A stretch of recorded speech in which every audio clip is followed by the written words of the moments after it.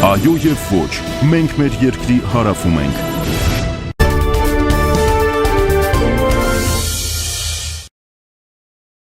Այո եւ ոչ հեռուստանախագծի այս արժավախումբը գտնվում է Լեռների լանջերի միջև գտնվող այս գեղատեսիլ վայրում, այս բնակավայրում, որը կոչվում է այժմ Արձական։ Այս բնակավայրը դեռևս հիմնադրվել է եւ թվագրվում է հիմնադրումը մեր թվարկությունից առաջին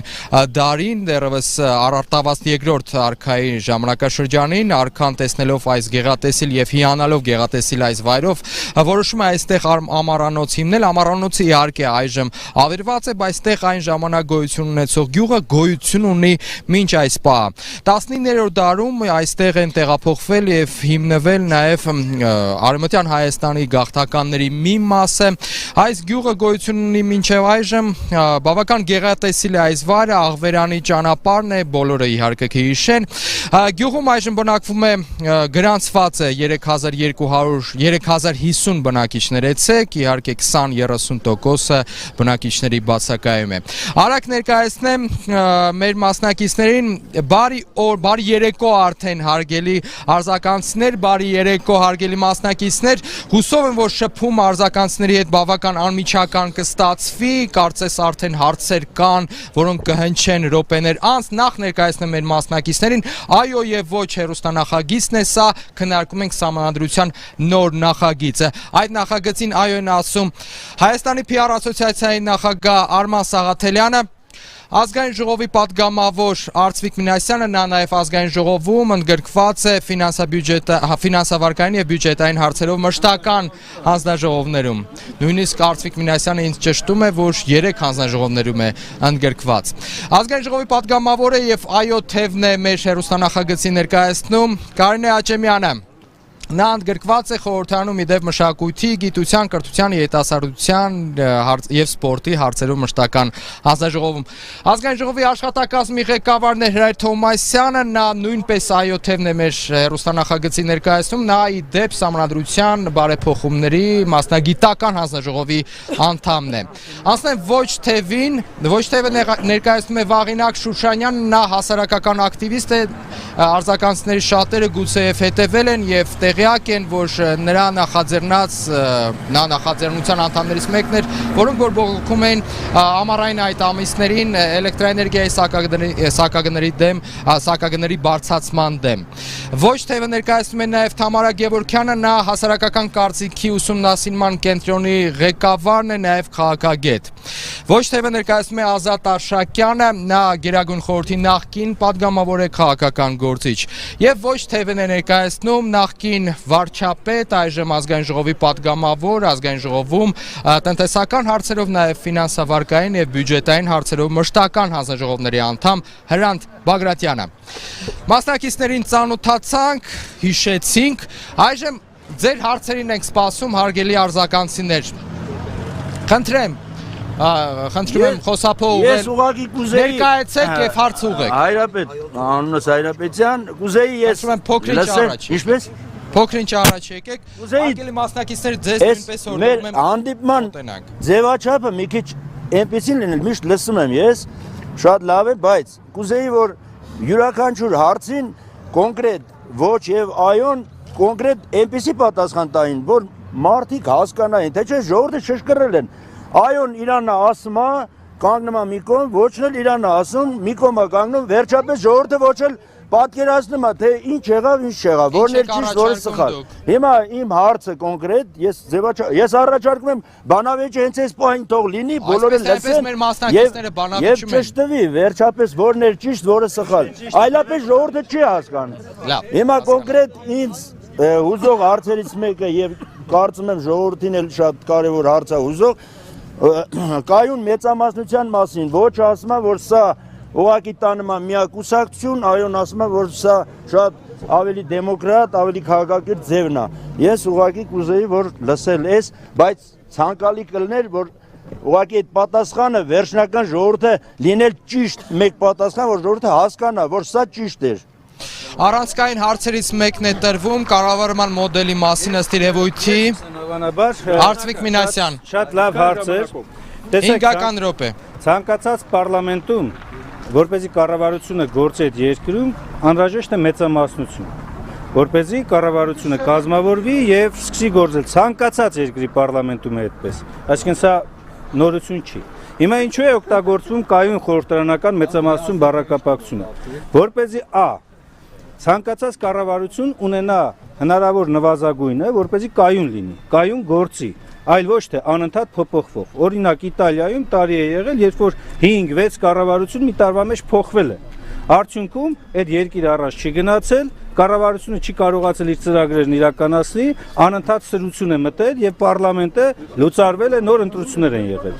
Երկրորդ կարևոր պատճառը որն է։ Կայուն խորհրդարանական բառակապակցությունը օգտագործվում են այն նպատակով, որպեսզի առաջին, եթե ընտրությունների արդյունքում որևէ ուժ 50 եւ ավելի տոկոս վերցնում է, ինքը միանգամից կայուն է դառնում, այսինքն կայունությունը արդեն կա նվազագույնը։ Երկրորդ հնարավորություն է տրվում, որպեսզի կոալիցիա կազմեն պարլամենտում մտած ուժերը 5% ավելի հաղթահարած կուսակցությունները կամ 7% ավելի դաշինքները եւ այնտեղ ձևավորեն իրենց կոալիցիոն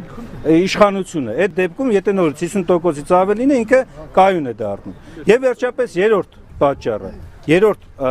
անհրաժեշտությունը։ Ընտրական օրենսգիրքը, եթե առաջին ընտրության արդյունքում չի ձևավորվում ոչ 50%-ից ավելի մի կուսակցություն եւ ոչ էլ երկրորդ փուլում ձևավորվում է կոալիցիա, ապա հնարավոր է, որ երկրորդ փուլը անցկացվի, այլ ոչ թե նոր ընտրություն, որտեղ նոր ընտրություն անցկացման դեպքում կարող է նորից նույն վիճակը երկիրը նույն վիճակում հայտնվի։ Այդպիսի դեպք էլ կա միջազգային փորձում, որ մի տարվա մեջ 2-3 ընտրություն են արել, ելի նույն պատկերն է, այսինքն դաշնակցությանը տրված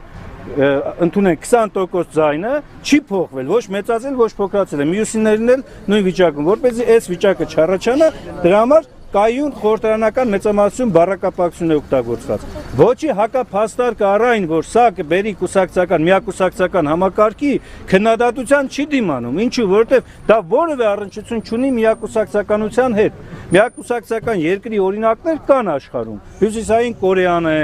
ասենք Մեքսիկայի հանրապետությունն է, պետությունն է, Չինաստանն է, որտեղ սահմանադրական մակարդակով ամրագրվում է, որ այդ երկրում այդ կուսակցությունը, իշխող կուսակցությունը ինքն է առաջնորդող ուժը, ոնց որ սովետի ժամանակ էր, ասում էր առաջնորդող ուժը կոմունիստական կուսակցությունն է, միակուսակցականությունը սա է, այլ միակուսակցականության դեպք, դրսևորում եւ այլն չկա, օրինակ Գերմանիայում, Գերմանիայում 25-30 տարի, 40 տարի մի կուսակցություն իշխել է,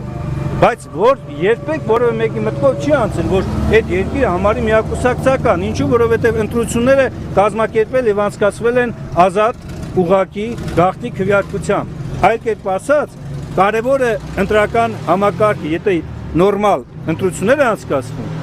անհրաժեշտ է, որպեսզի այդ խորհրդարանում լինի մեծամասնություն միշտ, որպեսզի այդ կառավարությունը կարողանա գործել։ Հակառակ դեպքում երկիրն էլ կհայտնվի վատ վիճակում եւ այլն։ Կարելի է չօգտագործել առհասարակ կայուն խորհրդարանական մեծամասնություն բառակապակցությունը, բայց դրանից էությունը չէր փոխվի, եթե սահմանադրության մեջ տրվել այդ բանաձևը։ Եվ կայուն խորհրդարանական մեծամասնություն արտահայտությունը տոկոսային հարաբերությամբ դա 54%-ից ոչ ավելի տոկոսն է, որպեսզի մեկ կամ երկու падգամավոր եթե իշխող ուժից դուրս գան, չփլուզվի այդ մեծ վստահությունը։ Այս է ամբողջ իմաստը։ Շնորհակալություն։ Վերջին րոպեն ունեք, եթե ուզում եք օգտագործեք այո թևը։ Որտե՞ղ Հաջորդ ջան, մի Մեկ րոպե, պարոն Թովմասյան։ Կարող է, բայց պատկերացրեք հետեւյալը, հա։ Դուք ձևավորում եք գործադիր իշխանություն։ Հիմա նախագահական ընտրությունների ժամանակ, երբ որ մեկը ստացել էր առաջին փուլում 40%, մյուսը ստացել էր 35%, դուք հաղթողին որոշելու համար անցկացնում եք, չէ՞ երկրորդ։ Հիմա մոտավորապես այդ նույնն է, անցկացնում ենք երկրորդ փուլ, որ այդ հաղթողին որոշենք։ Բայց եթե նախագահական ընտրությունների ժամանակ այդ երկրորդ փուլում պարտվողը, ներողություն եմ խնդրում, բայց իր իրերը հավաքում է գնում է տուն եւ անելիք չունի ընդհանրապես ոչինչ, ապա այս պարագայում ով հաղթում է ինքը ստանում է կառավարություն ձևավորելու լիազորություն, բայց պարտվողը իր ձայները չի կորցնում։ Տպավորություն չստեղծվի, որ երկրորդ փուլում ով հաղթեց, այդ բոլոր մանդատները իրեն է ստանում։ Առաջի փուլում հաղթած 5%-ը հաղթարած բոլոր քաղաքական ուժեր իրենց մանդատները պահպանում են։ Եվ գնում ենք դրանից հետո պարլամենտ, ապա ընդդիմությունը ունի իր առաջի փուլում, եթե ստացել էր, ասենք, եթե առաջինը 40% էր ստացել, երկրորդ փուլում հաղթեց, ինքը ապա երկրորդ փուլում Ստացվում է, որ ինքը 46% ձայն ունի ընդդիմությունը։ Բոլոր են քաղաքական ուժերը, որոնք չեն հաղթել, 46% ձայն ունեն։ Եվ իրենց 46%-ով կարող են հսկել, կարող են այսպես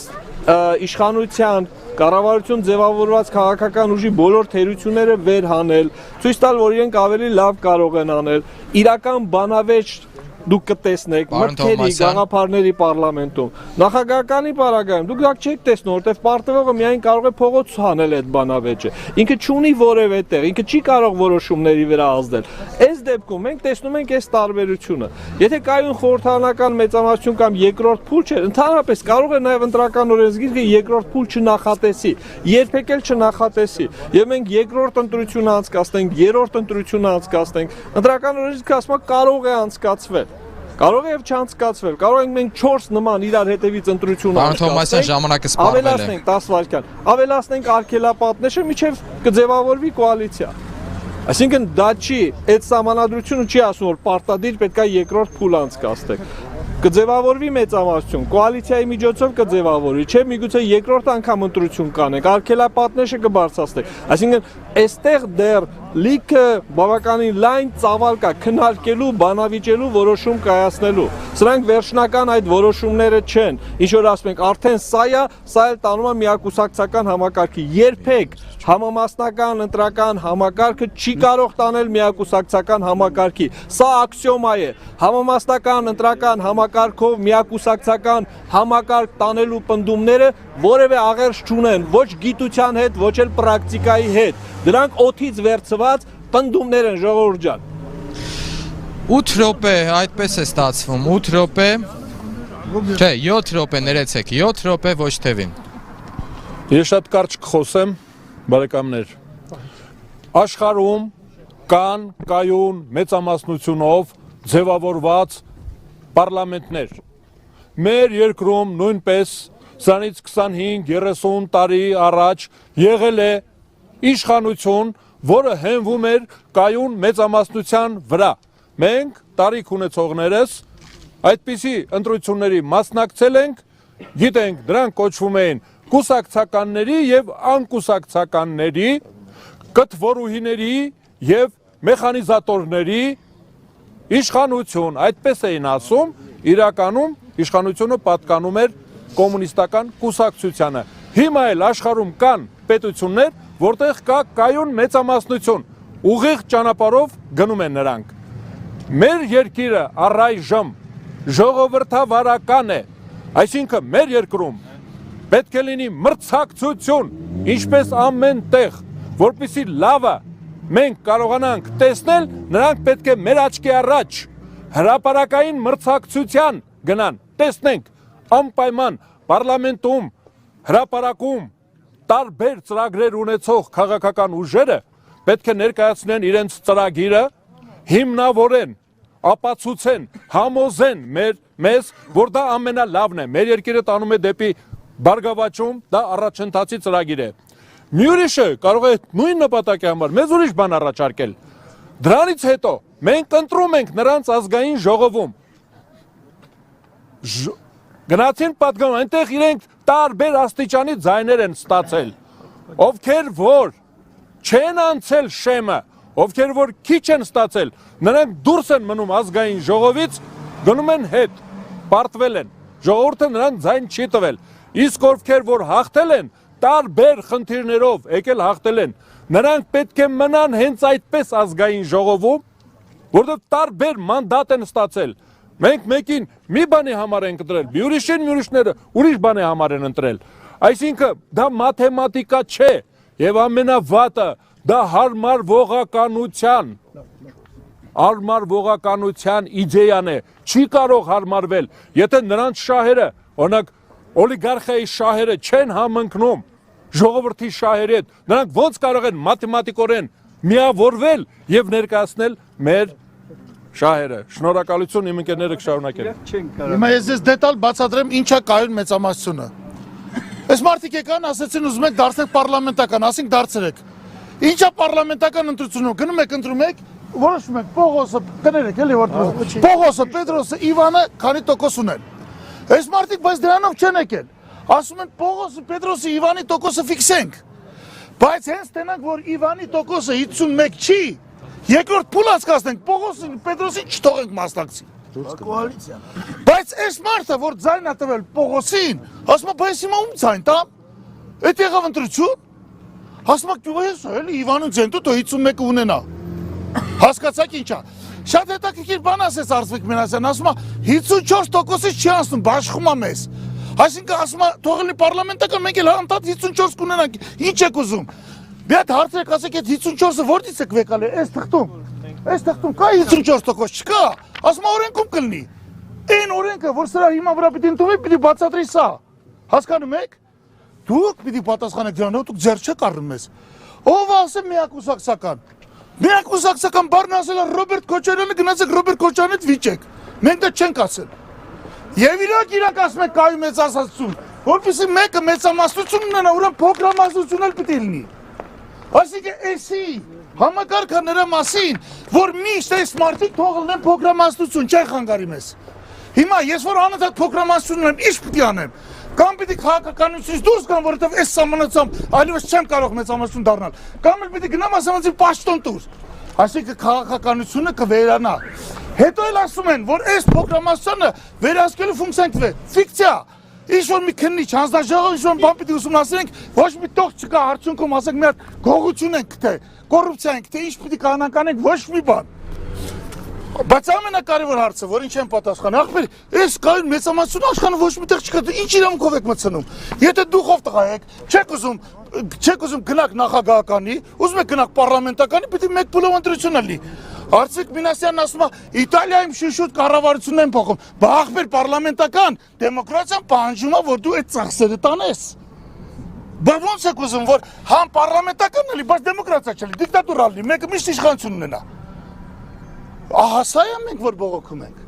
Ասում ենք, սենց չեղավ։ Այսպես պետության հերը կանեցեք։ Օրինակ ես, ասում եմ, ես ամբիցիաներ չունեմ, թող քիչ դեմոկրատական լինի, թող մի հատ պարլամենտ ժողովուրդ ընտրի, մի հատ նախագահ ինչ եք ուզում։ Եթե չեք գտնում լուծումը, այսպես մենք ուր կարանք գնանք։ Մենք ստանալու ենք մի հատ կոռումպացված, կլայնայնացված պետություն, որտեղ շատ հաճախ դուք հիմա կասեք, բա մենք հիմա ինչ ունենք։ Իրանք են ասում, հաղթողն ամեն ինչ է ստանում, քննադատում են։ Պարտվողը ոչինչ։ Այս համացույցի ընդունից հետո պարտվողը ոչինչ էլ չի ունենալու։ Հասկանում եք, սա է խնդիրը։ Ունեմ րոպե։ Եվ վերջապես ամենակարևոր արգումենտը։ 12 թվին հանրապետական ընտրվել է, 13 թվին Սերժ Սարգսյանն ընտրվել է։ Իրանց ծրագրում չի եղել սահմանադրություն փոխել։ Հիմա նոր ընտրությունները մոտենում են սահմանադրությունը չեք փոխում։ Հասկանում եք։ Ինչ եք փոխում, խոսք եք տվել փոխելու։ Այ եթե հիմա փոխեիք սահմանադրությունը, որ 25 թվից կաշխատել, կասեի հա իրանց համար չեմ փոխում։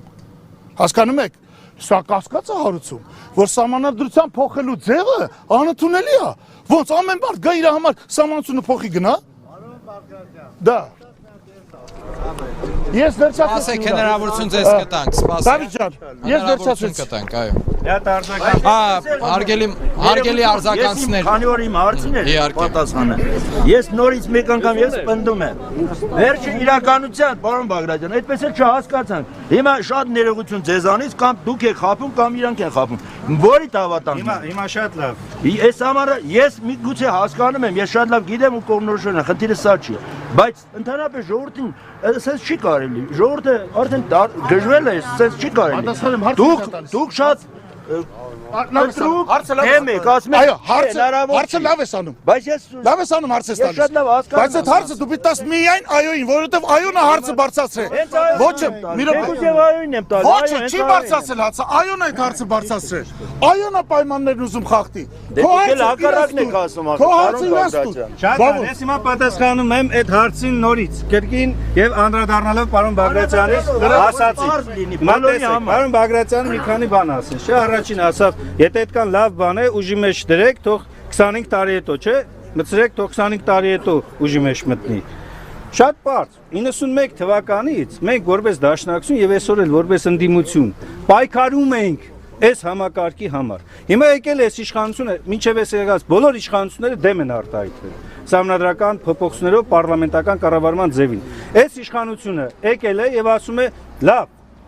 ինձ համոզեցիր, որ դա այդպես է։ որ պարլամենտականը լավ է, որովհետև երկրում իսկապես անհանդուրժողականություն է, երկրի սոցիալ-տնտեսական վիճակը, քաղաքական համակարգում իրար ուտելու այս երևույթին պիտի վերջ տանք։ Ի վերջո մենք որպես ազգ, որպես ժողովուրդ պետք է միավորվենք իրար հետ, որովհետև մեր բոլորի նպատակը մեկն է՝ ունենալ լավ երկիր,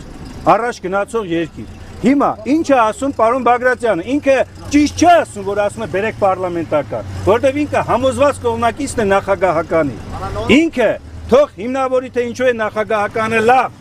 բայց մենք հիմնավորում ենք թե ինչու է պարլամենտականը լավ, որովհետև պարլամենտական երկրներ, բազմաթիվ երկրներ այսօր առաջ են գնացել, զարգացել են ելնելով հենց այն բանից, որովհետև կա բազմակարծություն, բազմակուսակցականություն, մարդկանց հայացքները, տեսակետները եկել է ազգային ժողովում, բախվել է իրար եւ երկիրը, պետությունը զարգացել է, որովհետև եղել է պատասխանատու կառավարություն։ Այսօր մենք ինչ ունենք, ժողովուրդ։ Այսօր մենք ունենք անպատասխանատու իշխանություն, անպատասխանատու ընդդիմություն։ Ես որպես ընդդիմություն եմ նաեւ ասում, որովհետև երբ ընդդիմությունը ելնում սկսում է քննադատել, չունենալով ձեռը լծակներ, այդ քննադատությունը անպտուղ զբաղմունք է դառնում, որովհետև այդ քննադատության արդյունքում ինքը չի կարող իշխանությանը ստիպի ինչ-որ բան անի, իշխանությունն էլ դառնում է ներողություն բարս համար, բայց ավելի սանձարձակ։ Ասում է, քանի որ ես եմ հաղթել, ամեն ինչ իմն է։ Հիմա պարլամենտական այս մոդելը ինչ է տալիս մեզ, առաջին հերթին իշխանություն, դու եթե անգամ կայուն մեծամասնությամբ կառավարություն ունես, քո կառավարությունը տարին առնվազն մեկ անգամ պետք է գա ազգային ժողով եւ հաշվետվություն տա քո ծրագրերի մասին։ Երկիրը որպես սոցիալական, իրավական պետություն կառուցելու մասին ինչ ես արել, ինչու չես ստացել այդ արդյունքը եւ ընդդիմությունը իրավունք է ստացել սրանով։ Մեկ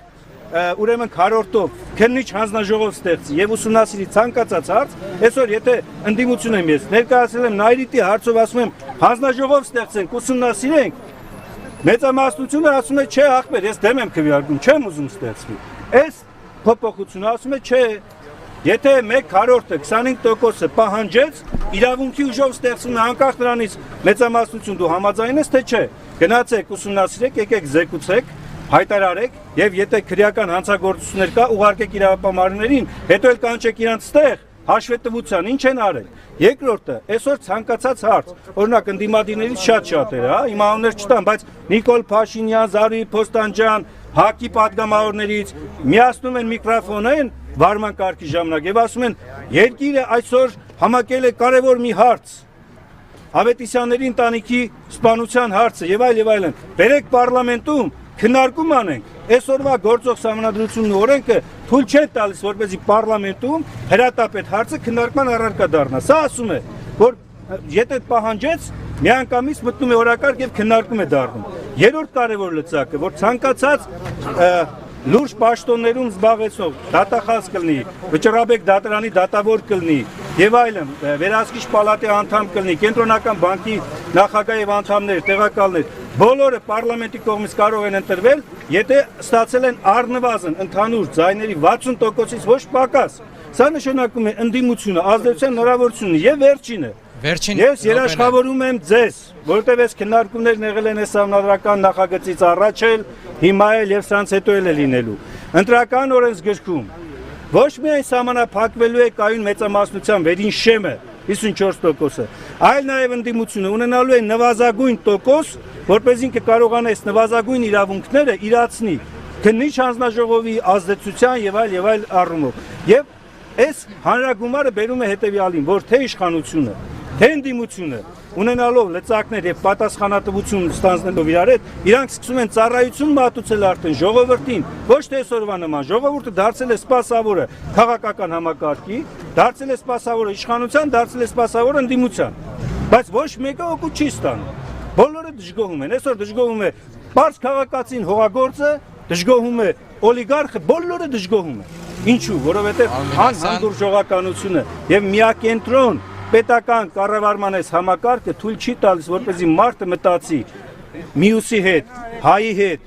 բոլորի հետ, կարողանա երկիրն այս վիճակից դուրս բերել։ Սա հնարավորություն է, սիրելի ժողովուրդ։ Եթե մենք այս հնարավորությունը բաց թողենք, նշանակում է մենք մնալու ենք փոսի մեջ, որովհետև այսօր բոլորս ենք փոսի մեջ, չէ՞, իշխանություն, ընդդիմություն, ժողովուրդ։ Հիմա ընդունենք, որ իշխանության մեղքով ենք հայտնվել փոսի մեջ։ Հիմա եթե մենք ասում ենք, որ բերեք դուրս գանք այս փոսից, ոչ ասում է ոչ, նշանակում է մնում ենք փոսի մեջ։ Հիմա չփորձենք դուրս գալ փոսից։ Ինձ թվում է պիտի փորձենք։ Շնորհակալություն մեր ռեժիսորներին, հուշեմ, որ ես իրականում լավ էլ ժամանակին հետևում եմ 5 րոպե ոչ թևին։ Բագրատյան, Տիկին Գևորգյանն էլ ելույթ ունեցեք, կարող եք Ես սկսեմ կտամ ձայնը։ Գիտեք մեր իրավունքը։ Ես չեմ ուզում ասեն պատասխանեմ։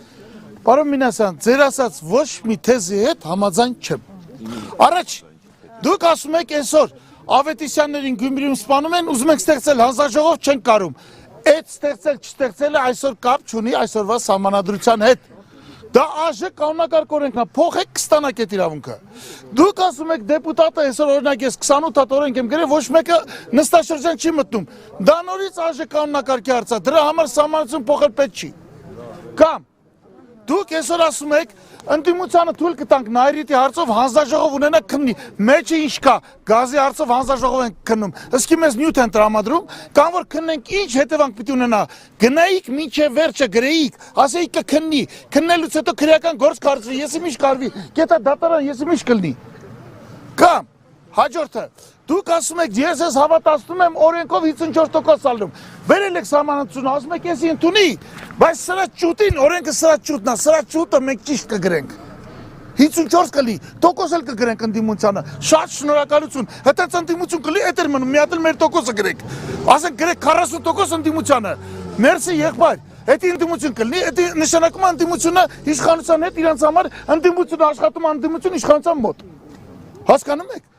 Դուք ընդհանրապես պետության կառուցման հիմքերը գցում եք։ Պետք է լինի այսպես, ոչ մի երկրորդ փուլ, ոչ մի կայուն մեծամասնություն։ Գալիս ենք ընտրում եք, լավ աշխատենք, էլի եք ընտրում, վատ են աշխատել, հաջորդ անգամ չեք ընտրում։ Վերջ, այդ է իսկական դեմոկրատիան, այդ է նշանակում կայուն պետություն, այլ ոչ թե գնանք, նստենք կաֆեներում, բարերում կամ քյաբաբի խորովածի շուրջը պայմանավորենք իրար հետ, որս անդիմություն, որս իշխանություն։ Շնորհակալություն։ հնարավորություն ունեք օգտագործելու, դեռ ժամանակ ունեք։ Բարև ձեզ սիրելի արձականցիներ, ես անկուսակցական եմ, Թամարա Գևորգյան, անկուսակցական կառավարման համակարգերի մասնագետ։ Իմ ոչը պայմանավորված է հետևյալով, ես ուզում եմ մի պահ, ձեզանից յուրաքանչյուրը պատկերացնի, որ դուք իշխանություն եք, առաջինը ինչը կփոխեիք մեր երկրում, ասեք ինչը կփոխեիք, լրիվ կփոխեիք, հետո էլ ինչը կփոխեիք։ Տեսնում եք, հենց կեսախցիկները լինում են չեք խոսում։ Տիկին Գևորգյան այստեղ ասում են եւ իշխանությանը կփոխենք եւ ընդդիմությանը։ Ճիշտ են ասում, որովհետեւ իշխանությունները պարազիտացվել են հաղթանակներում, ընդդիմությունը պարազիտացվել է պարտություններում, իսկ ժողովուրդը հայտնի չի տարանքում ինչ է անում։ Հիմա իրավիճակը հետեւյալն է։ Շատ կարևոր մի խնդիր կա, որ իմ գործընկերները փորձում են, յուրաքանչյուրն էլ իրավունք ունի իր տեսակետը բարձրաձայնելու։ Բայց երբ որ տեսակետը բարձրաձայնում են առանց իրավիճակի վերլուծությունը եւ գնահատականը տալու, սա ոչ այլ ինչ է, քան զավեշտ։ Որովհետեւ այսքան տարի մեզ համոզել են, որ մենք ապրում ենք ժողովրդավար, արդար, իրավունքի պետության մեջ։ Հիմա պարզվում է այդպես չի եղել։ Եվ քանի որ ոչ ասողների շարքում կան մարդիկ, որ սա բարձրաձայնում են, հիմա այո ասողները սկսում են հենց այդ թեզից։ Հա, ասում են ժողովուրդ ջան, ճիշտ եք ասում, շատ ծանր է մեր վիճակը։ Համ օլիգարխի վիճակն է ծանր, համ հասարակ քաղաքացու, գյուղացու վիճակն է ծանր, բայց մի հատ չեն ասում, իսկ ինչն էր պատճառը, այդ սահմանադրությունը, այդ չարաբաստիկ սահմանադրությունը։ Այդ ժամանակ մեղքդ գալիս են, ասում են հələ մի հատ հարցնենք, էլի մարդ ենք, հայ մարդ ենք, այդ ինչն էր կաշկանդել, որ սահմանադրության մեջ այնպիսի բարեփոխումներ անեն, որ կառավարման համակարգում գան այնպիսի մարդիկ, ովքեր կարող են կառավարել, ովքեր ունակ են կառավարել եւ կառավարել միայն մասնագիտական գիտելիքներից ելնելով, ոչ թե լավ տղա լինելու գիտելիքներից ելնելով, ոչ թե թաղային հեղինակությունների գիտելիքներից ելնելով, ոչ թե հարց լուծողի ու հարց չկայի շեֆ ջանի գիտելիքներից ելնելով։ Ուրեմն, ես չեմ սիրում, երբ որ անարդար են մոտենում խնդրին։ Շատ լավ, այո, կա տեսակետ, որ պարլամենտական մոդելը լավն է, կա տեսակետ, որ նախագահականն է լավը, կա տեսակետ, որ կիսանախագահականը, բայց ամենակարևորը, որ հասարակությանը թյուրիմացության մեջ չգցեն եւ հասարակության հետ դեմ առ դեմ պարզ լինեն եւ խոսեն նրա մասին, իսկ ինչն էր պատճառը, որ մենք հայտնվել ենք այս վիճակում։ Թե չէ հիմա այն մարդիկ, ովքեր որ այսքան տարի իշխանության ղեկին են եղել, եկել հավասարաչափ կանգնել են այն մարդկանց կողքին, ովքեր ասում են, լսեք, վատ է մեր կյանքը։ Եվ չեն ուզում բացարձակ պատասխանատվություն կրել եւ ասել, իսկ ինչու է վատ մեր կյանքը։ Հիմա տեսեք, ընտրությունը միևնույն է կատարելու եք դուք։ Եվ այստեղ խնդիրը չէ, թե մենք այո ենք ասում, ոչ ենք ասում, խնդիրը հետևյալն է։ Մենք պիտի գիտակցված ընտրենք, մենք պիտի կարևորենք մարդուն, Հայաստանի Հանրապետությունը կարոտ է մարդակենտրոն քաղաքականությանը։ Մենք մարդուն չպիտի կարևորենք ընտրությունից ընտրություն եւ գանք բաներ խոսք տանք, որը հետո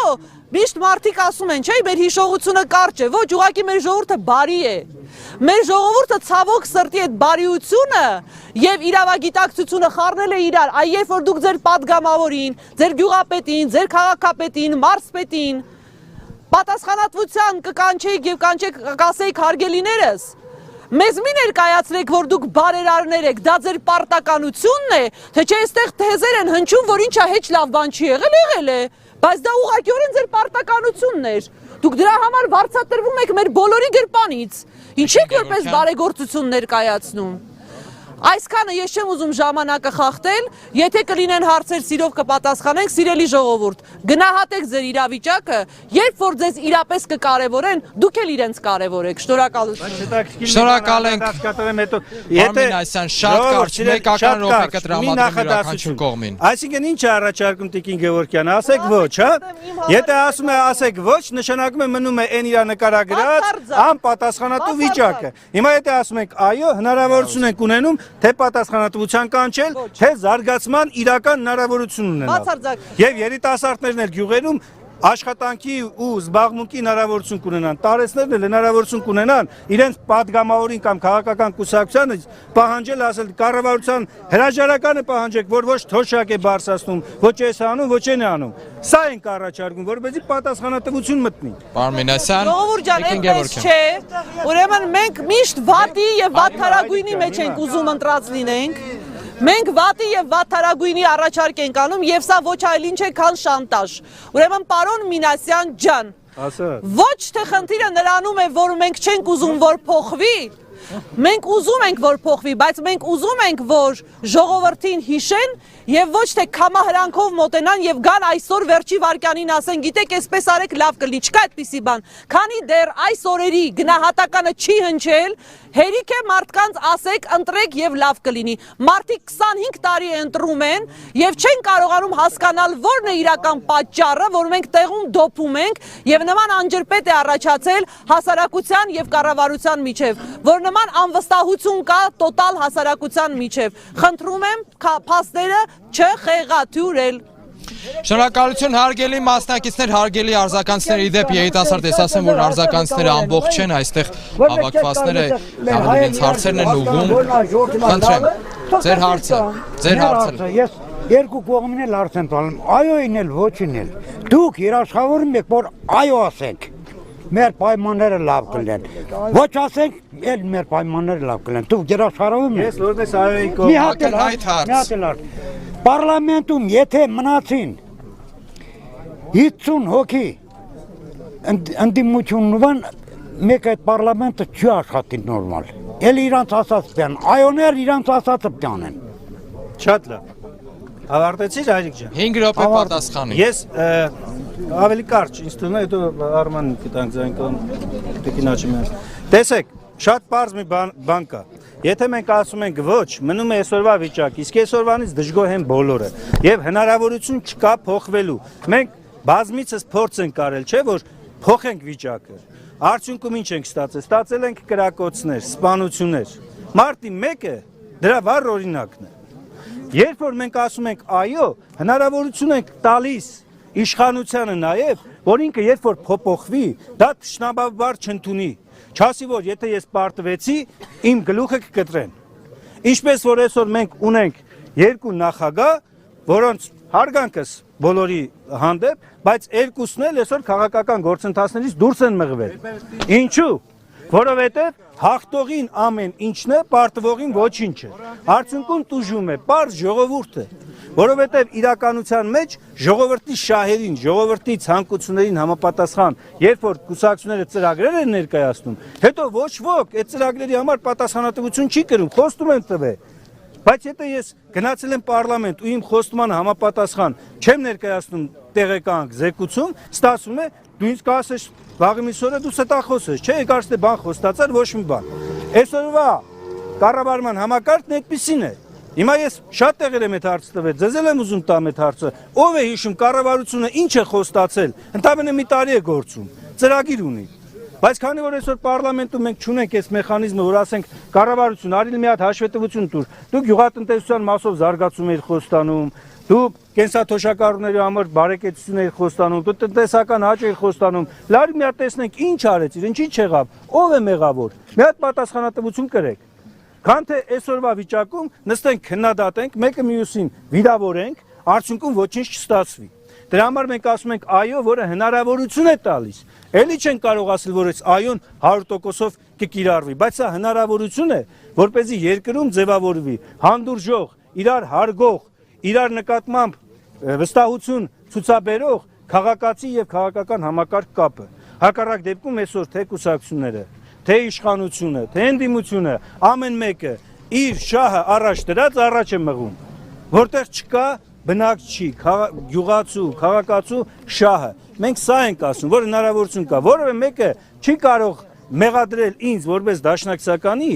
հա, այսօրվա իշխանության թելերուն մեջ, որովհետև այս համակարգը 91 թվից մենք պահանջում ենք։ Վերջին րոպեն է, պարոն Մինասյան։ Որ եւ Վարդան Պողոսյանը ուր գնացել այրը։ 90-91 թվականից հոդվածներ ունեն հրապարակված կառավարման խորհրդարանական ձևի, պարլամենտական ձևի առավելությունների մասին։ Այսօր այդ մարդկանց չես կարա մեղադրես, որ ասես, գիտես ինչ կա, իշխանության խաղն ես դու խաղում։ Իհարկե այդպես չի։ Թամարա Գևորգյան իմ շատ հարգարժան, իմ գործընկեր, իրար հետ եղել ենք փոխնախարար։ Եվ մենք այդ կառավարման համակարգում չենք կարող ինքնուրույն որևէ բան անել, որովհետև համակարգը չի թողում, որ գործ անես։ Համակարգը պարտադրում է քեզ, ստիպում է քեզ, որպեսզի դու գործես այն կանոններով, որը որ գծված է։ Հիմա առաջարկում ենք փոխել այդ կանոնները, եւ սա շանս է, հնարավորություն է։ Գրեթե ժամանակ չմնաց այո թևին, ոչ թևի արձագանքը 5 րոպե։ Շնորհակալություն։ Այսպես ներկայացնեմ, պապի ջան, օրինակ սրանից մի քանի օր առաջ մի հատ դեպք գրանցվեց Երևանում, ձեզ նման մի հատ շատ բարի մարդ, ով լիքը խնդիրներ ուներ, կանգնեցրեց նախագահի մեքենան եւ հարց ուղղեց նախագահին, ասեց, ինչու չեն գործում դատական համակարգերը կամ ինչի նորմալ չեն աշխատում այդ մարմինները, նախագահն ասեց Սահմանադրությունը այ դրա համար փոխում ենք, որ գործեն։ Այդ պապին մի հատ շատ լավ խոսք ասեց սահմանադրությունը մեղավոր չի, դուք ձեզ փոխեք, ձեր ներքինը փոխեք։ Քաղաքական կամք է ուղղակի պետք։ Ոչ սահմանադրությունն է խանգարում նորմալ կառավարմանը, ոչ պարլամենտական կառավարումն է խանգարում նորմալ կառավարմանը, ոչ նախագահականը, ոչ էլ կիսանախագահականը։ Ուղղակի մարդիկ այդ կառավարման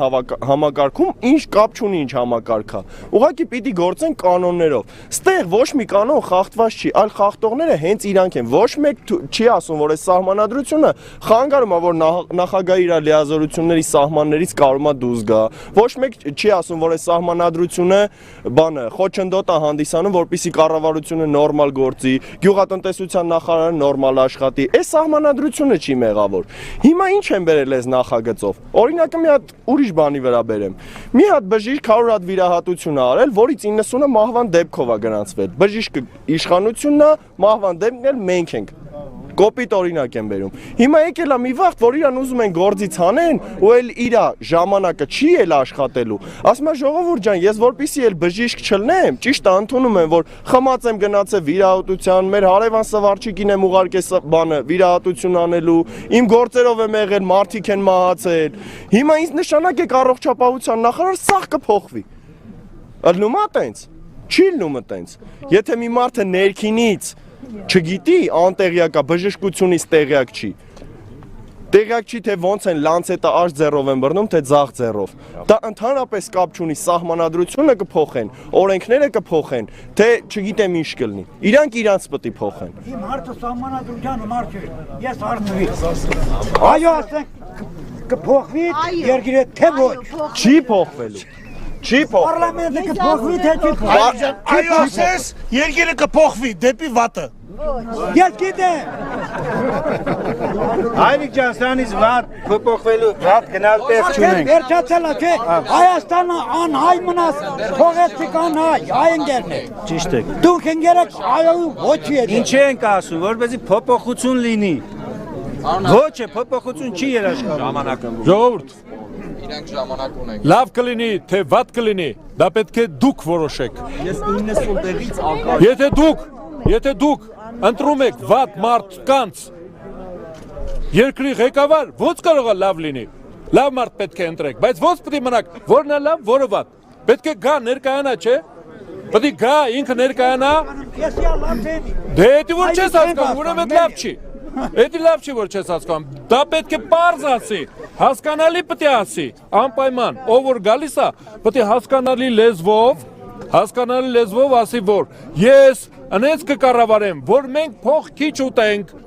այդի մեկ, այսինքն բյուջեի կառավարման ծախսերը պետությունը, որ ինքը իր վրա է ծախսում, կկրճատենք մեր աշխատակիցներին, գողերին բռնել կտանք, կունենանք արդարադատություն, դատավորներին դուք կընտրեք։ Եթե դուք դատավորին ընտրեք, ու ինքը ամեն 2 կամ 3 տարին մեկ գա ասի, ինձ ընտրեք դատավոր,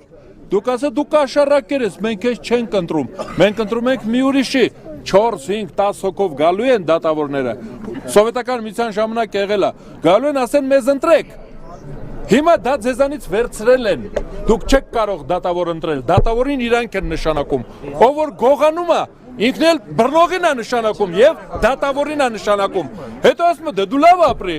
ասում եմ չի ստացում, ասում եմ ուրեմն լավ չես աշխատում, ասում ես բայց ինչ ես ուտում, Բաքու ավտոն ես չեմ լցնում բենզին քշում ես, Բաքու կոշիկը ես չեմ կարում, Բաքու հացը ես եմ թխում, չէ, բայց ո՞նց է որ դու լավ ես ապրում, ես լավ չեմ ապրում, որովհետև արդարություն չկա, դու պետք է արդարություն պահանջես, իսկ այս սահմանադրությունով քո արդարությունը կրճատում են, ձայնից զրկում են, ունես 4 ընտրության իրավունք հիմա դու, 2-ը տանում են, որ էլ չընտրես, հիմա ասում են, որ պատասխանատու չի, պատասխանատվություն հիմա չկա, հաջորդում ընդհանրապես չի լինում, որովհետև այս համակարգը ենթադրում է մի կարևոր բան, կամ սահմանափակվում է ընտրվելու հնարավորությունը, այսինքն մի անգամ ընտրվեց, ինքը չի կարող այլևս ընտրվի, նշանակում է հենց որ չընտրվեց ինքը զրկվում է իշխանությունից, նրանք այլ է արդեն պատասխանատվության ենթարկվել, իմունիտետը կորցնում է, կամ նրան զուգահեռ 8 րոպեով խոսում էին, 8 բառ չեք թողում ասել, կամ նրան զուգահեռ, այդ իշխանությանը զուգահեռ, ընտրվում է մի ուրիշ իշխանություն, որը նրան ազատում է աշխատանքից, որ կանչեն պատասխանատվության, եւ վերջին ամենահեշտ ձևը, հավաքում եք 50,000 ստորագրություն, ձեր գյուղի գյուղապետին կամ ավականին, հավաքում եք իր ընտրվածի կեսը, օրինակ ինչքանով որ ընտրվել է, դրա կեսը հավաքում եք իրան ստորագրությունում, իրան հետ եք կանչում, որ ուղարկեք պատասխանատվության, այս սահմանադրության մեջ, ընտրվելուց հետո ընդհանրապես նրանք ձեր երեսին չեն նայելու, դրա համար ասում ենք ասեք ոչ, որտեվ սա հնարավորություն չի տալիս իշխանությանը պատասխանատվության ենթարկել, որտեվ հենց հասան իշխանության բոլոր պաշտոններում նշանակելու են իրենց մարդկանց, դուք ոչ ոքի այլևս չեք կարող ընտրել կամ նշանակել, շնորհակալություն։ Պարոն Արշակյան, ոնց որ հիմա պատասխանատվությունը կա, ժողովուրդը ձեր իշխանությունը ախպեջան պատգամավորը իշխանությունը ո՞րն է։ Բայց դուք դաշնակցությունը կոալիցիայի մեջ եք, կոալիցիա չեք։ Հիմա Մի շաբաթ առաջ դուք փոխվում եք 2009-ից մեկ ընդդիմություն եք, մեկ իշխանություն եք, շաբաթը մեկ, ուզում եք իմանալ այս մարդը, ժողովուրդ, ես ասում եմ, դուք սովետական ժամանակ այն հիմնական դիսիդենտներից է, որ պայքարել է ամբողջատիրության դեմ։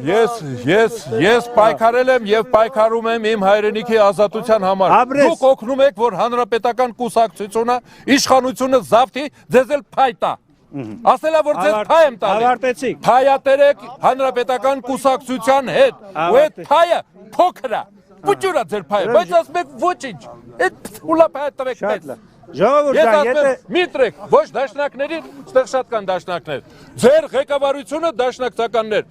Գնում է խոշոր բուրժուազիայի հետ գործարքի մեջ։ Գործարքի է գնում։ Ձեր հակառակորդի հետ ողջագուրվում է։ Դուք սոցիալիստական կուսակցություն եք։ Ժողովրդի մասին մտածեք։ Կարողությունը հիմա ես Ես պատասխան դաշնակցության քարոզ եմ անում, չեմ թողում։ Դուք չեք պաշտպանում ժողովրդի շահերը, պաշտպանում եք հարուստների շահերը։ Եթե մենք հայ մտնող ուժ ելնենք 91-ից համար պայքարում ենք եւ ավելին ասեմ Լևոն Տեր-Պետրոսյանն էր այն ժամանակ առաջարկում իշխանության մեջ մտնել մենք հրաժարվեցինք որտեղ գաղափարական ծրագրային մոտեցումը մեր ուրիշ է մենք ասում ենք այս երկիրը կարա գնա պարլամենտական զարգացման պինչունա է որովհետեւ հայ ժողովուրդը տաղանդավոր է Հայ ժողովուրդը չի սիրում, երբ որ մեկը վերևում կանգնած, թելադրի իրան ասի, չէ, սենց պիտի գնաս կամ անենց պիտի գնաս, որտեղ միշտ ընդդիմություն կա։ Հիմա ասում ենք այդ 10 հոգին է, 20 հոգին է, 100 հոգին է, խելացի ձևով հավաքվենք, կարողանանք որոշումներ կայացնենք։ Մի բան հստակ ու պարզ է։ Այսօրվա համակարգը սպառել է իրան։ Եթե ոչ ասեք, հիմա ասում են, չէ, հանրապետականներին կտանեք էսեն։ Լավ, եթե ոչ ենք ասում, այս գործող սահմանադրությամբ, ոնց որ Ռուսաստանում էր, էլի կգա իշխանության մի ներկայացուցիչ կդառնա նախագահ, գործող նախագահին որևէ բան չի սահմանափակում, որ դառնա այսօրվա գործող սահմանադրությամբ վարչապետ եւ ցմա իշխեն իրանք։ Ով է խանգարում, ոչ մեկ։ Հիմա քանի իշխանությունը համաձայնվել է որ փոփոխություն անենք, ասում եք ախպեր, եկեք փոխենք։ Եթե իշխանությունը համաձայնվում է որ փոխենք, դու ինչի՞ չես համաձայնվում։ 20 տարի դրա համար էիր պայքարում։ Քանի իշխանությունը ասել որ փոխենք դրա համար ասում ես, չէ՞։ Սա մանկապարտեզ չի։ Շատ են ընդունել մեր առաջարկությունները։ Իհարկե սա դաշնակցության սահմանադրություն չէ։ Դաշնակցության առաջարկությունների մեծ մասը այստեղ կա։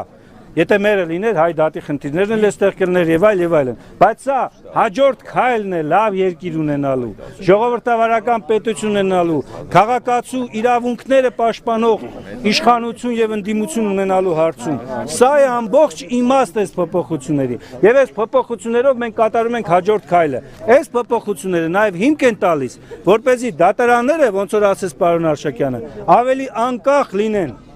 քան թե այսօր է։ Սա ենք ասում եւ ես վստահ եմ որ եթե հոտված առ հոտված գնանք ձեզանից շատերը կասեք որ իհարկե շատ ավելի լավ բան է առաջարկում քան գործողն է Բավարար լավ բան եք առաջարկում հնարավորություն ունեք դուք հնարավորություն ունեք պատասխանելու նաեւ ոչ թե Եթե լավ բան եմ առաջարկում բավական երկար խոսեց Դուք եք ասում լավ բան է առաջարկածս Իրաք ասում են լավ բան ես ասում Լավ բանին հարկավոր է ասել այո Ես ասում եմ որ արդարություն չի լինելու ժողովուրդ որտեղ ամենատարրական բանն է երբ որ համեշ աշխորեն դաշինք են կնքում սևը եւ սպիտակը դա լավ բան չի Որովհետև պայմանա դրված, ախպեր ջան, սոցիալիստները գնում են խոշոր բուրժուազիայի հետ միասին իշխանությունը կիսելու փոքրամասնության իրավունքով։ Ես ասում եմ մնացեք, նրանց վտարեք իշխանությունից, դուք եկեք, մենք ձեզ ձայն տանք, որտեղ մեր ժողովուրդը հոգնել է գիշատիչ կապիտալիզմից, խոշոր կապիտալիստները խժռել են մեր ունեցվածքը։ Դրա համար ասում եմ Սոցիալ-դեմոկրատներ, շուկայական սոցիալական տնտեսություն, սոցիալական արդարություն, պետության պատասխանատվություն գնացել հանձնվել են իշխանությանը։ Ես ասում եմ դա մեզ համար շատ տհաճ է։ Մնայիք ձեզ ձայն կտայինք, հաղթեիք։ Բայց քանի որ գիտեն, սա հակադեմոկրատական է։ Սրանով ոչ ոք այլևս իշխանության չի կարող գալ բացի այն կուսակցությունից, որը որ դա հնարել է։ Պատվիրել է իր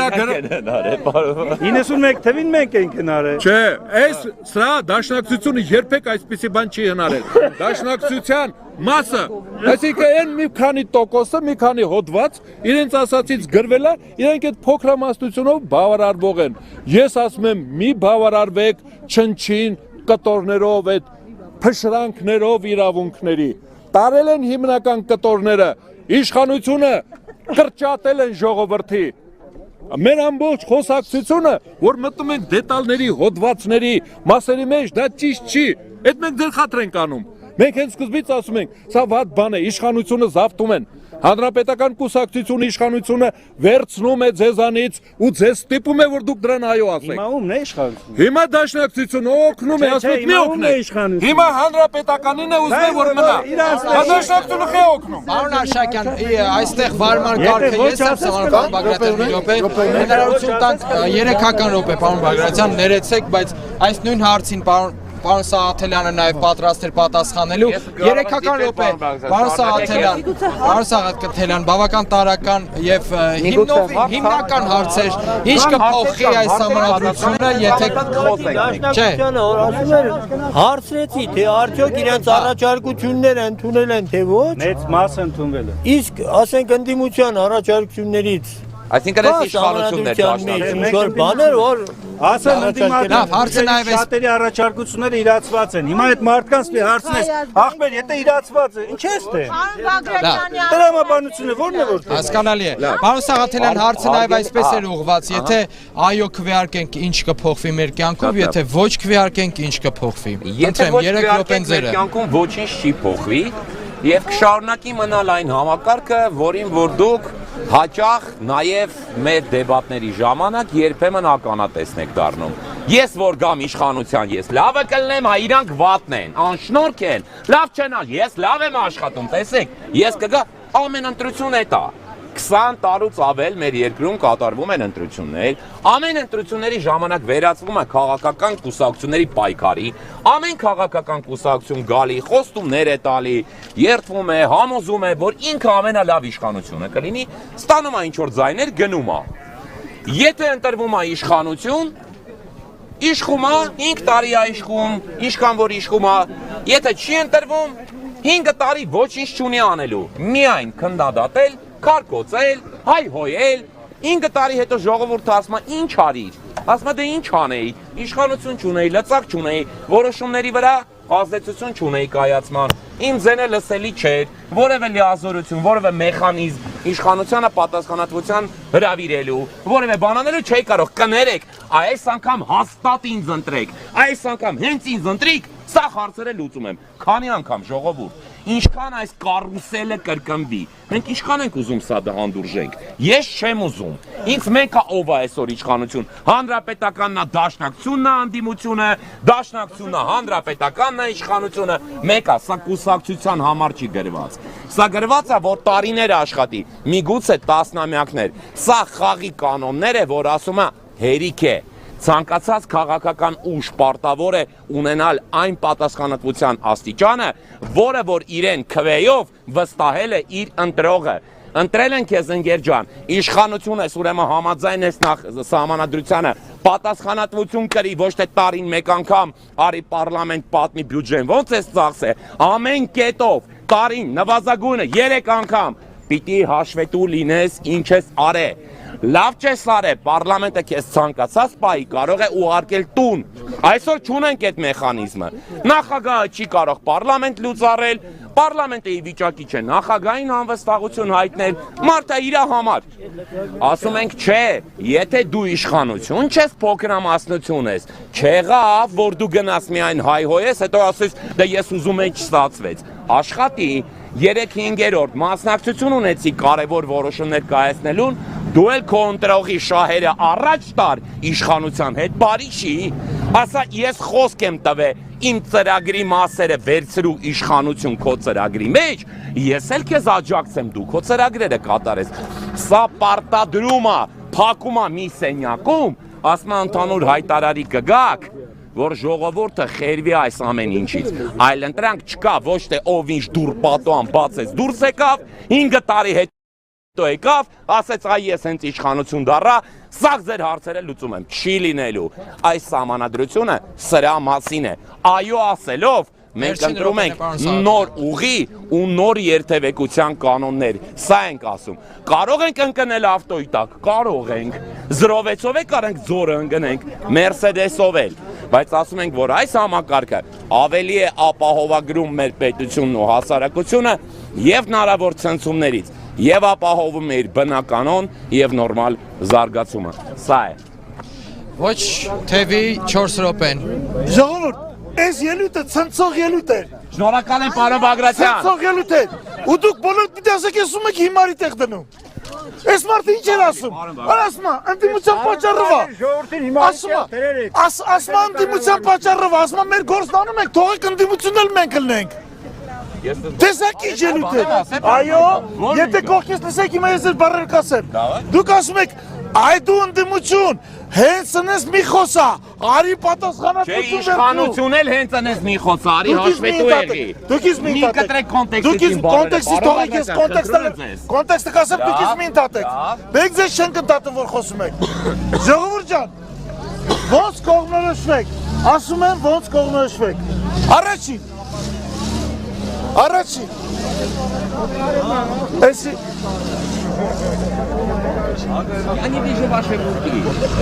Պարոն Բագրատյան, սա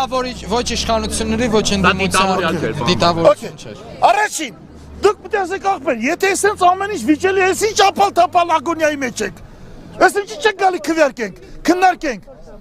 Այս վեճը ցույց է տալիս ինչ ահավոր բաներ կան։ Հիմա որ կոնկրետ խոսանք, դատական բան գնալու ենք խոսանք, ոչ միտեղ ոչ մի նորմալ լուծում չկա։ Երկրորդ, դուք այս համացությունը մտածում եք, գրել եք, որ համ դառնաք դիմություն, իշխանություն, համ էլ ընդդիմությունը գործով եք արեք ձեր վրա, որ հա վերջ տիրեք։ Երրորդ, բա որ ընդունվեք հակառակն եղավ։ Եղավ այն ինչ որ Բագրատյանն ասում։ Ատխոտ կա, հետ դարձի ճամփա կա։ Այն օրը երեք լսել եք ելի հերթացավ, տղուս խոսքերն եմ ասում, ասում պապես գործնանեմ, ասում տղա ջան, ես չեմ կարող քեզ ասեմ այդ գործնանես։ Երկու ճամփա ունես։ Այս մի ճամփեն, որ արեցիք քայլը, չգիտենք սխալա ճիշտ է, բայց հետ քայլ չունես անելու։ Ուրեմն մի արա այդ քայլը։ Հասկացեք ինչ է կատարվում։ Այս ելույթը ցնցող ելույթ էր։ Շնորհակալ եմ։ Բարձում է ընդդիմությունը չի թողել իշխանությունը աշխատի աղբեր։ Այ քեզ բան։ Ես դες բան եմ։ Այ քեզ բան, տենց էր ելույթից բխում։ Ո՞նց է։ Այ քեզ բան։ Բասման ընդդիմությունը ասում անպատասխանատու ընդդիմությունը պետք է պատասխանատվություն ունենա։ Բոլորը պիտի ունենան։ Գնացեք ձեր նախագահի ու ձեր մացամասյանի այդ պատասխանատվությունը վերցեք ձեր վրա։ Այդպես չի կարելի։ Այդպես չի կարելի։ Այդպես շատ հեռուն կարանք եթանք ժողովուրդ։ Այս քննարկումը ցույց է տալիս, որ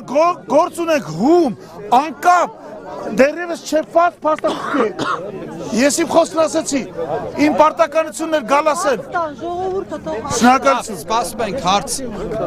Իհարկե բարձրաձայնեք ձեր հարցը։ Իջեցրեք ձեր հարցը։ Նախ ներկայում եմ Հովանեսյան Սամվել Թոշակարով։ Դուք մի քիչ առաջ ձեր ելույթում ասացիք, որ 28 օրենք ներկայացել եք ազգային ժողով, քվեարկության չի անցել։ Կարող եք մի քանի օրենքներ ասեք, որը չի անցել։ Լրիվ չեմ ուզում։ Օրինակ օրենքը, որով ես առաջարկում եմ, Հայաստանի Հանրապետությունում խաղողի արտադրությունը 140,000 տոննա է, վիճվարձությունը գրում է 320,000 տոննա։ Ես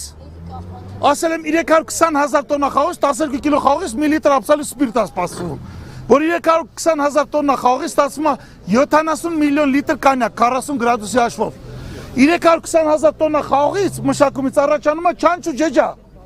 Ինչի չեք ուզում գնանք ջեջան չափենք։ Գալիս է մի հատ օլիգարխ է ձեր, բացի Երևանի կոնյակ գործանից թերևս, ասում է այսքան խաղող եմ ընդունել։ Մենք էլ նայում ենք խաղողը չկա ու գյուղացին ասում է մեր խաղողը չեն ընդունում։ Ասում եմ այդպես չէ, պարտավոր է պետությունը գա, մտերված չանչ ու ջեջան պլոմբի, որ մենք այդտեղ չափենք։ Չանչը գիտես ինչա, չէ՞ խաղողի չանչը։ Չանչը ես իմանամ, եթե առաջացել է 5 կիլո չանչ, ես գիտեմ որ 20 կիլո խաղող ես մտերել։ Օրինակ, չեն կարող մտցնենք։ Օրինակ, հաջորդը ամենակարևորը ասում եմ օֆշորից մի թողեք, պղինձն ու մոլիբդենը ծախեն։ Պղինձի մոլիբդենի մեջ հանրապետության բարձրագույն ղեկավարությունը թաղված են պրեզիդենտները։ Հասկացաք, այս պղինձն ու մոլիբդենը գնում են բան, օֆշոր, օֆշորից $2,000 ծախում ենք օֆշոր,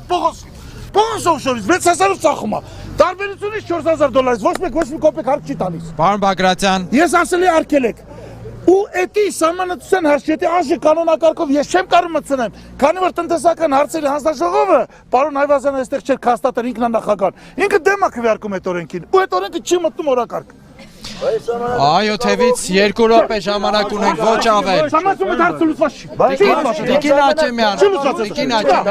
րոպե ժամանակ ունենք, ոչ ավել։ Մի րոպե։ Ժողովուրդ այստեղ գիտեք շատ խոսվեց, որ ոչ մի բան չի արվում, ընդհանրապես իշխանությունները չեն աշխատում 20 տարի նույն վիճակն է։ Ես բացարձակ համաձայն չեմ, պարոն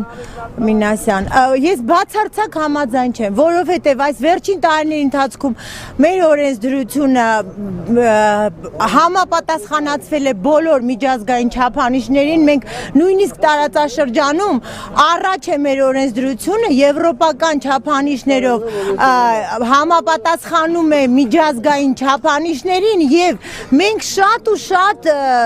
դրական արդյունքներ են գրանցել, այսպես խոսել, որ երկրում ոչինչ չի կատարվում, որ մենք անդադ ետ են գնում, չի կարելի, առհասարակ այո, այդպես է, եթե դու առաջ չես գնում, ուրեմն ետ ես գնում, հիմա այս փաստաթուղթը շատ մեծ հնարավորություն է, իմ կարծիքով,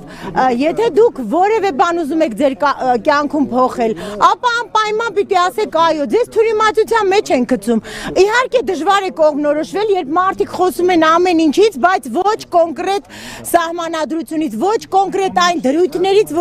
որոնք գրված են, ձեզ համար դժվար չի, դուք ժամանակ ունեք, կարող եք ընթերցել, շատ պարզ, հստակ ձևակերպումներ կան, շատ առաջադեմ է փաստաթուղթը, առաջադեմ է նաև այն առումով, որ մեզ շատ մեծ հնարավորություններ է տալիս, պարլամենտարիզմը դա առաջադեմ երևույթ է, պարլամենտարիզմի ժամանակ ժողովրդավարությունը զարգանում է, մարդու իրավունքները ավելի բարձր մակարդակի վրա են դրվում, պարլամենտարիզմը նաև առաջ է տանում երկիրը, մի վախեցեք, համարձակ եղեք, փոփոխությունը միշտ ավելի լավ է, քան ոչինչ չփոխելը, ես ձեզ առաջարկում եմ դեկտեմբերի 6-ին գնալ ասել այո, չլսել ոչ մեկի, որովհետև իրենք թյուրիմացության մեջ են ձեզ գցում, եւ անպայման ձեր խոսքը ասել, անտարբեր չգտնվեք, համարձակ եղեք եւ փոխեք մեր երկիրը մեր հետ միասին, շնորհակալ եմ։ Մեկ նախադասություն, պարոն Արշակյան, ոչ ավել, մեկ նախադասություն։ Ժողովրդավարությունը առաջադիմություն է, եթե կրճատում են ժողովրդավարությունը, ուրեմն հետադիմություն է, ձեզ առաջարկում են հետադիմություն, ինչքան շատ իշխանություն ունի ժողովուրդը, այնքան այդ երկիրը ազատ է։ Շնորհակալ ենք, մենք հանդիպեցինք այստեղ արձականի այս կարելի ասել խաչմերուկում, որը հրապարակ է նաև արձական համայնքի, մենք արձականում եւս մեկ հանդիպում ունենք, մենք հրավեր ենք ստացել արձականցի մի ընտանիքից եւ այդ հրավերը սիրով ընդունել ենք, այնտեղ մեր քննարկումը կշարունակենք, սա այո եւ ոչ հեռուստանախագիծն է, առայժմ